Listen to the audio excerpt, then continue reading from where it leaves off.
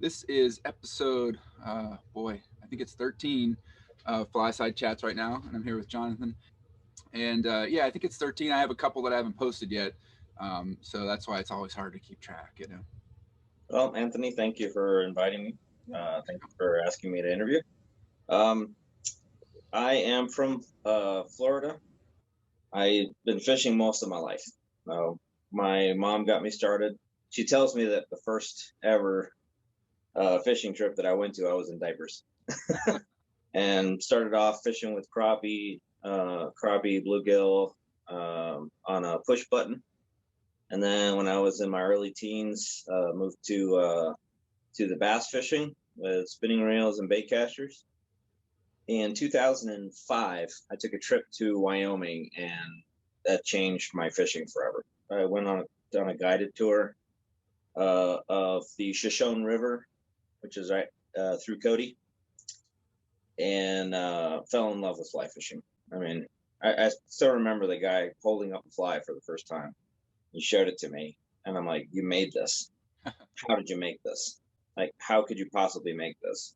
And that was it. Like, it was done, and I was into fly fishing from then on. Uh, did the whole going to Georgia every, maybe twice a year.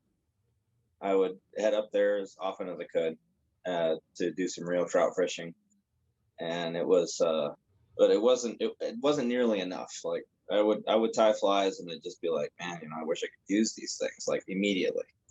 So when I finally did end up moving out to Denver uh, in 2016, that was a big deal for me because now I had trout water within an hour. And first couple of years was mixture of Tenkara and Western England.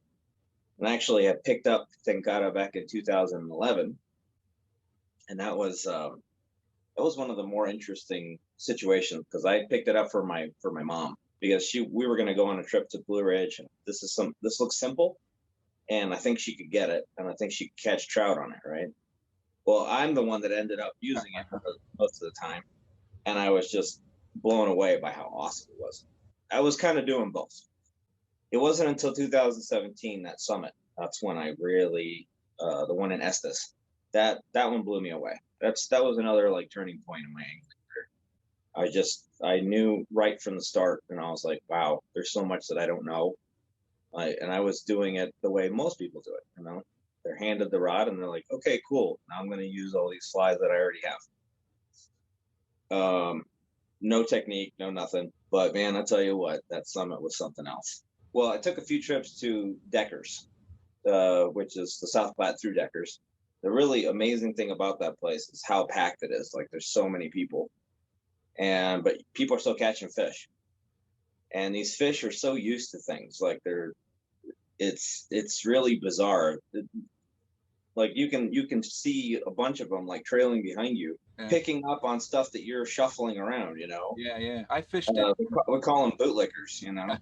I fished in like below the state, like it's the Stagecoach Reservoir, and the Yeah, Yampa, and yeah, yeah. the same thing. There's all these fish, and yeah, you're fishing to something. You're focused on. You look behind you, and there's like a trail of 11 big trout, like using you as a a current break. That place is very interesting. It was a testing ground for me. Uh, I did manage to catch some things on traditional tenkara, more traditional techniques.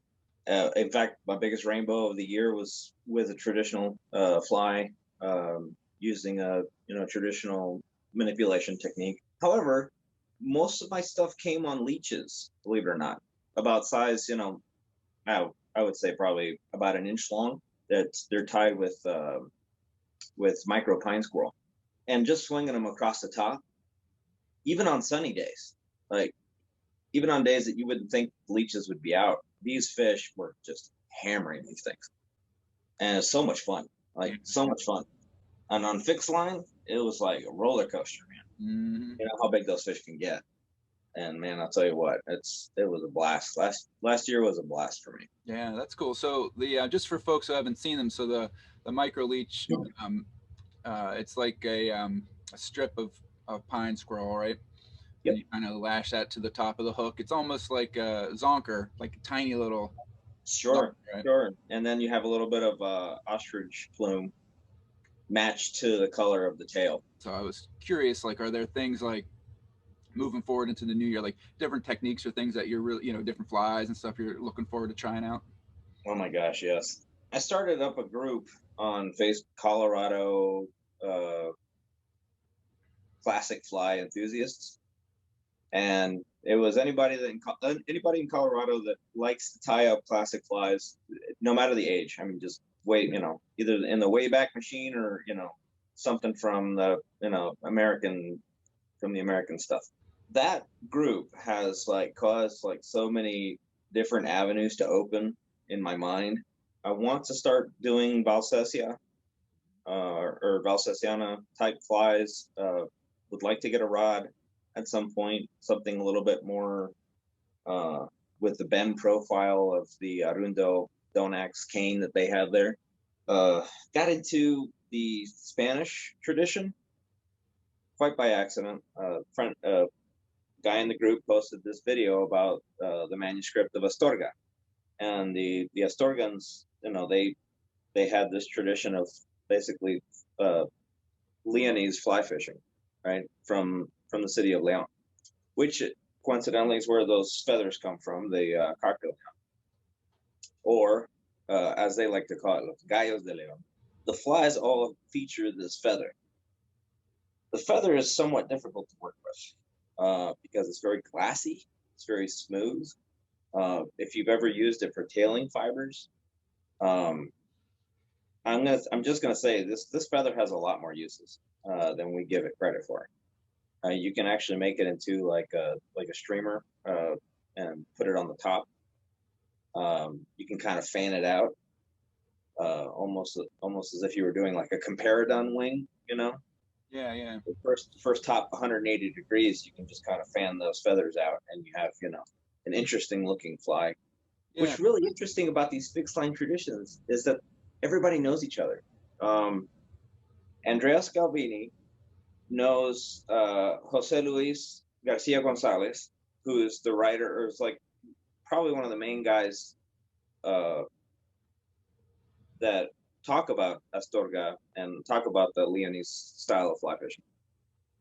And these dudes correspond with each other. Like I'm friends with them, and I see them, talking back and forth on his page. And I'm like, oh, this is really cool. Like, but they also they mention Masami, they mention Tenkara, So any fixed line tradition is part of the fold.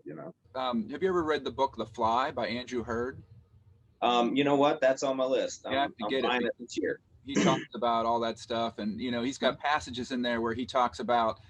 You would think he was describing Tenkara until you see he's actually talking about someplace in like Serbia, in the fixed line tradition that survived into modern times. And I think it was might have been Skews that took a trip to Serbia, and he was talking about these guys, fishing like that. All traditions would have started that way, right? But it's cool how some of them have survived into modern times, and we could learn a lot from everybody else's tradition. I'm waiting on a book from Spain. It's called Feathers, Silk, and Steel, but it's only been published in Spanish, and I'm really looking forward to reading this thing. It's like the first time I've ever been excited to be able to speak Spanish.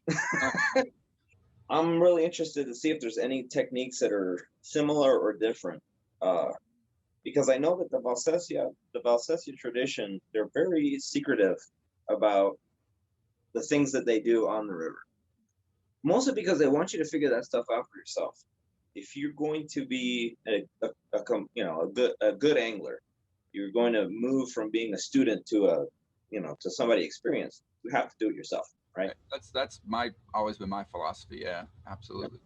I don't know enough about the Spanish one yet to really talk about it. I think it was in late summer. I went to the Dream Stream, and the flows were like down to nothing. If you're not familiar with the Dream Stream, it flows between two reservoirs, and it's pretty wide. It's a big river. Yeah. and it's loaded with big fish. The thing that I was having trouble convincing people of is that I was, they were like, what did we do for the dream stream? Flows are really low, whatever. I said, hey, toss a streamer. And of course, their mind goes to, oh, you mean like a sex dungeon, half a rabbit, you're throwing it out there. Right. And it's like, no, that's not what I meant. A streamer, like a proper streamer, like a hair wing streamer. Yeah. You're going to be able to bring that through shallow water, no problem, right? No, you can't do that.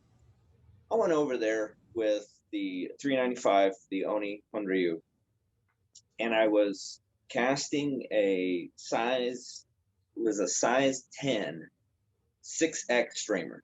Okay, it was kind of like a llama design, and the biggest rainbow I've ever seen. Lunged at it, just swallowed it whole. I set the hook, and man, I tell you what, it was on. Either this fish is going to snap the tippet or it's going to break my rod. And I'm like trying to bring this thing through the current or whatever. He finally gets into something that I didn't see, and pop, the tip is gone, right? And I'm like, wow, that was a big old fish. I mean, well over 20. And he's like, what did it take? And I told him, I said, well, it took a size 10, 6X long streamer, like a hair wing streamer. He looks at me and he goes, huh, good for you. With this look of incredulity. He's like, you know what, dude, if you don't want to tell me what you were using, fine, but don't lie to me. Trout, I mean, we like to mystify them and stuff like that, but everything that I've learned from bass, I've been able to transfer over to Tenkara. Because it's the same thing. You're trying to initiate a strike, you're trying to lure them into coming to get it, and creating a prey image that is struggling, right, is still like super important. If you're headed to the stream tomorrow, you got one fly to pick.